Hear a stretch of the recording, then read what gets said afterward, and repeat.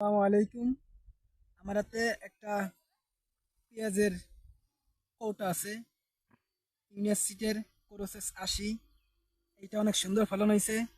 আগামীতে আশা করছি আরো বেশি করে রোপণ করব। দেখেন পেঁয়াজের ফলন, এই যে আশা করতেছি 3 মণ বরাদ্দ ইনশাল্লাহ ফলন হবে। আর সুপ্রিম সুলতান দেখেন পাশাপাশি বলে অনেক দিই। পাশাপাশি জমি। আপনার যে আছে এই যে পাশাপাশি জমি, এই যে লাগুন কোনো চাষি, এই যে সুলতান, দেখেন দুইটারই অনেক অনেক ব্যবধান। পার্থক্য আছে, অনেক পার্থক্য আছে। এবার এই সুলতান লাগায় অনেক মানুষই ক্ষতির মুখে হয়েছে। এবার অনেকই খারাপ পন্থী পেঁয়াজ হয়েছে। আপনারা যদি খেয়াল করে দেখেন, এই যে আমার পাশে এই যে সুলতানের পেঁয়াজ, এই পেঁয়াজটা আপনাকে একটা পেঁয়াজ সাধারণত উঠাই যাচ্ছে।